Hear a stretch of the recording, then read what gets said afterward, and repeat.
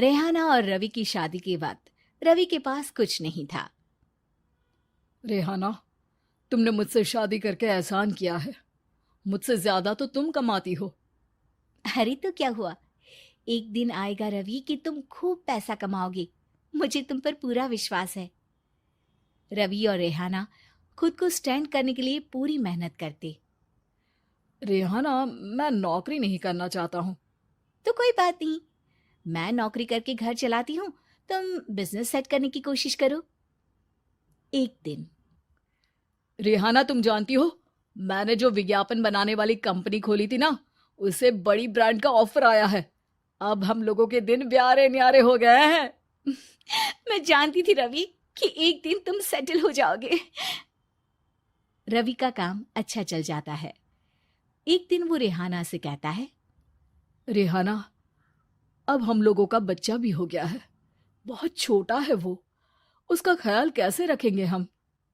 कैसे क्या, मैं गांव से माँ को लेकर आ जाती हूँ। नौकरी से हाफ डे ले लिया करूंगी। अभी तो वो छोटा है, स्कूल जाने तक मैं मैनेज कर लूंगी।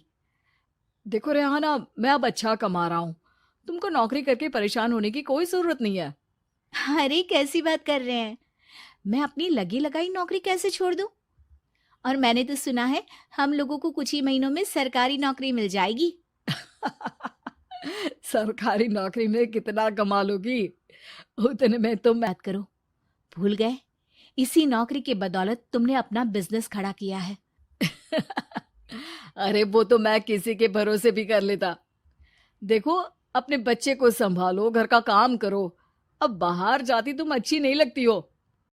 रेहाना रवि के कहने पर नौकरी तो छोड़ देती है, लेकिन अब बड़े से घर में उसकी कीमत किसी नौकर से कम नहीं होती। एक दिन रवि का दोस्त आता है। भाभी, हम लोग तो आपको तब से जानते हैं जब से आप लोग शादी होकर इस शहर में आए थे।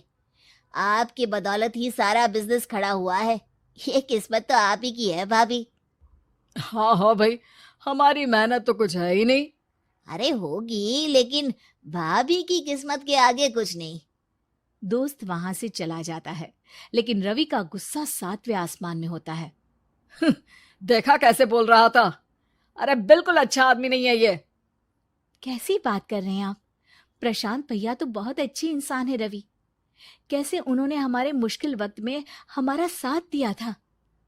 अरे था पैसा तो साथ दिया, नहीं तो कौन पूछता है? रवि का व्यवहार पैसा आते ही अलग हो गया। वो बंदे को बंदा नहीं समझता। घमंड से घिरे रवि ने तो एक दिन हद ही कर दी। रेहाना, मैं अब तुम्हारे साथ नहीं रह सकता हूँ। क्या क्या बकवास कर रहे हो रवि? क्या कहना चाहते? पसंद है, और उसने साथ रहने पर बस यही शर्त रखी है कि मुझे तुम्हें तलाक देना होगा। रेहाना, जो कि एक स्वावलंबी महिला थी, उसने बिना देर किए रवि को कह दिया, कोई इश्यू नहीं, मुझे पैकिंग में 4 दिन का वक्त लगेगा, लेकिन तब तक मैं तुम्हारे साथ नहीं रहूंगी। 4 दिन के लिए तुम कहीं और शिफ्ट हो जाओ, मैं घर से निकलूंगी तो बता दूंगी। रवि घर छोड़कर चला जाता है। रेहाना को दुख होता है, वो रोती है, लेकिन व्यवहार से स्ट्रांग रेहाना को पति के वापस आने का और उसे सबक सिखाने का पूरा भरोसा था। फिर एक दिन, अरे शुशिका, कब शादी करोगे तुम मुझसे? यार मैंने तो सोचा था तुम शादी से पहले मुझे विदेश लेकर जाओगे, महंगी कार दिलाओगे। अरे सब दिला दूंगा, लेकिन पहले मुझसे शादी तो कर लो। हाँ हाँ, क्यों नहीं। मैं कुछ दिनों के लिए अपने मम्मी पापा के पास जा रही हूँ और लोगों से अपनी शादी की बात करूंगी। अरे शुशिका, कैसे रहूंगा मैं तुम्हारे बिना? अब तो शादी ही होने वाली है हम लोगों की। शुशिका रवि को छोड़कर चली जाती है। घर तो रेहाना के बिना कुछ नहीं है। बच्चे की याद भी आ रही है। चलो एक वीडियो कॉल कर लेता हूँ। रवि रेहाना को वीडियो कॉल करता है, लेकिन रेहाना फोन नहीं उठाती। रात को सोते वक्त मन कर रहा है मुन्ने को गले लगा लूं। चलो कोई ना, शुशिका से शादी के बाद मेरे और भी बच्चे होंगे। अगले दिन रवि ऑफिस जाता है, जहां टीना खड़ी होती है। सर, आपने अपने नए ऐड के लिए मॉडल की रिक्वायरमेंट डाली थी ना, मैं उसी के लिए आई हूँ। रवि टीना को देखकर खुश हो जाता है। अब शादी हो गई है तुम्हारी?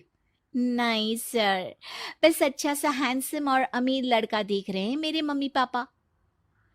रवि के दिमाग से तो टीना को देखकर शुशिका का ख्याल भी खत्म हो जाता है। अरे लेकिन बीवी को किसी और से प्यार था, मुझे छोड़कर चली गई। खैर, टीना की दोस्ती रवि से हो जाती है, लेकिन 1 महीने बाद शुशिका रवि के पास वापस आती है। मेरे मम्मी पापा तुमसे मिलना चाहते हैं, लेकिन उन लोगों को ये मत बताना कि तुम पहले से शादीशुदा हो, और हाँ, शादी से पहले अपनी सारी प्रॉपर्टी तुमको मेरे नाम करनी होगी। अरे पागल, अब मैं तुमसे शादी ही नहीं करना चाहता। भला ऐसी लालची औरत से कौन शादी करेगा? तभी वहां टीना आ जाती है। रवि, ये पागल सी औरत कौन है? देखो, तुमने ही कह दिया ना पागल, तो पागल ही है। पता नहीं कौन है, कह रही है शादी कर लो, लेकिन शादी से पहले अपनी सारी प्रॉपर्टी मेरे नाम कर। ही छोड़ दिया, जबकि उसको खड़ा करने वाली ही मेरी सहेली थी। और मुझे भी भरोसा नहीं है, अगर मैं भी तुमसे शादी करूंगी तो तभी जब तुम मेरे नाम अपनी सारी प्रॉपर्टी कर दोगे। अरे हाँ हाँ, क्यों नहीं, बिल्कुल कर दूंगा। रवि और टीना की शादी की तारीख तय हो जाती है। वो अपनी सारी प्रॉपर्टी के कागज लेकर शादी वाली जगह पर पहुंचता है, लेकिन वहां टीना आती नहीं। रवि टीना को मैसेज करता है। कहाँ हो? सॉरी, मैं तुमसे शादी नहीं कर सकती, मुझे तुमसे भी ज्यादा पैसे वाला मिल गया। रवि को गुस्सा आ जाता है। वो गुस्से से सारा डेकोरेशन तोड़ रहा होता है कि वहां रेहाना आ जाती है। सर, क्या हो गया? क्या डेकोरेशन पसंद नहीं आई आपको? अ, तुम यहाँ क्या कर रही हो? मैं यहाँ की डेकोरेटर हूँ।